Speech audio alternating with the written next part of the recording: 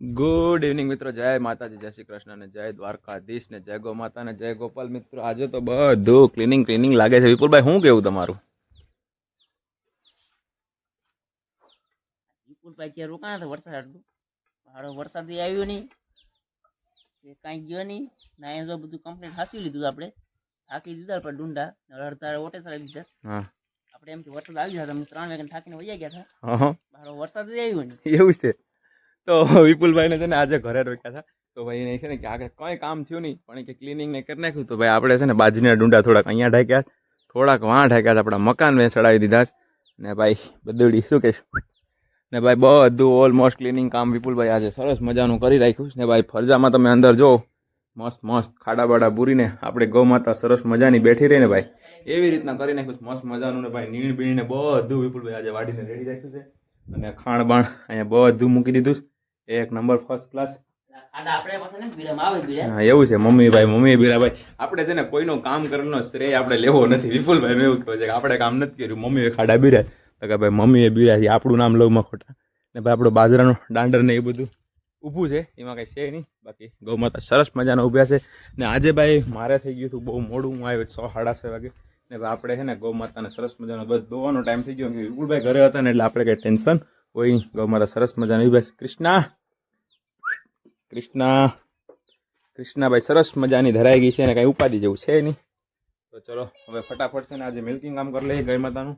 અને બીજું કંઈ તો આજ છે નહીં કામકાજમાં. વિપુલભાઈ ઓલમોસ્ટ કામ ખતમ કરી નાખ્યું ને આપણે ભાઈ ગૌ માતા માટે સરસ મજાની ધુવાડી અહીં કરી નાખી છે કે ભાઈ ધવાડી કરે ને તો આજુબાજુના વિસ્તારમાં મચ્છર છે ને વાડી વિસ્તાર છે, તો ભાઈ મચ્છર ન લાગે ગૌ માતાને, એટલા માટે ધવાડી સરસ મજાની કરી નાખી.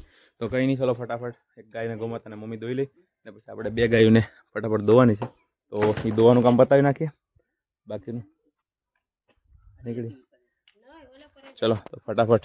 ને બાકીનું મિત્રો એક ખાસ કંઈક કહેવાનો હતો. આપણે નવું એક ટ્રેક્ટર વાહન આવી ગયું છે, તો રેતીને એવું ઠલવી દીધું. વિપુલભાઈ આજે ઘરે હતા તો મકાનનું આપણું કામ કરવાનું છે, તો ભાઈ રેતીને મંગાવી લીધી. તો પછી ને ભાઈ આ દાંડર છે એ આપણે બાજુમાંથી આ વાડીનું છે, થોડુંક પલ્લીને એવું ગયું હતું પણ દાંડર સારું છે, આપ્યું છે એ લોકોએ કે ભાઈ ગૌ માતા માટે એટલી સેવા. તો કંઈ નહીં, તો ફટાફટ આપણે વ્યવસ્થિત રાખી દીધું. હુકાઈ જાય તો ઝાડમડું ખેરીને આપણે અંદર સ્ટોર કરી દઉં ને ભાઈ. રેતી આપણે આવી ગઈ તો નાખી ગયા છે ભાઈ રેતીવાળા. આપણે ઘરે હતા નહીં, હવે સમજ્યા કરશું રેતીનું ને ભાઈ. એવી રીતના છે બધું ઓલમોસ્ટ. ડુંડા ભાઈ અહીંયા ખડી ગયા છે થોડાક. વિપુલભાઈ ભાઈ કે વરસાદના પલ્લેની માટે અહીં ઓટે નાખી દે, પણ નીચે નાખી દીધા. કંઈ નીચે નાખ્યું પણ નથી ને એમને હાવ દાબડી દીધા. આમ હાવ હાલે નહીં, પણ કંઈ વાંધો નહીં ને. વિપુલભાઈએ 4 બાર જો અહીંયા લીલી ઓલી વાડીમાંથી લઈ આવીને નાખી દીધી.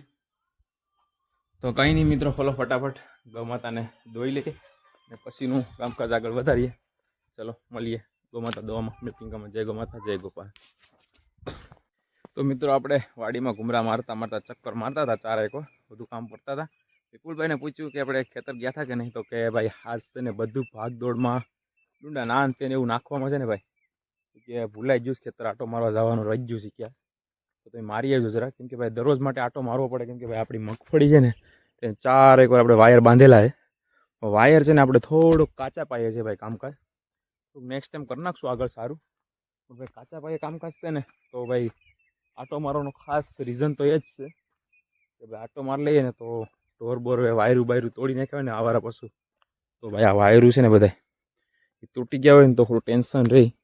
તો 1 થી 2 રાતનું બધું સાફ કરી જાય એટલે દરરોજ માટે આટો મારવાનો જ હોય.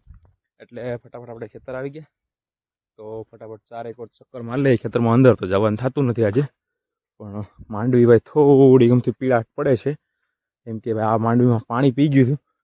જેટલા વિસ્તારમાં પાણી પી ગયેલું છે ને એટલામાં સેજ પીળાટ પડે છે. પણ કંઈ નહીં, વરસાદ સારો થઈ ગયો એટલે મગફળી સારી પાકી જશે.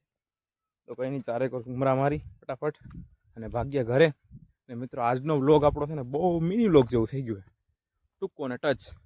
કેમ કે આપણે છે ને વ્લોગ આજે છે ને અહીંયા જ એન્ડ કરશું કે મગફળી સરસ મજાની ઊભી છે ભાઈ, કાંઈ ઉપાધિ જેવું છે નહીં.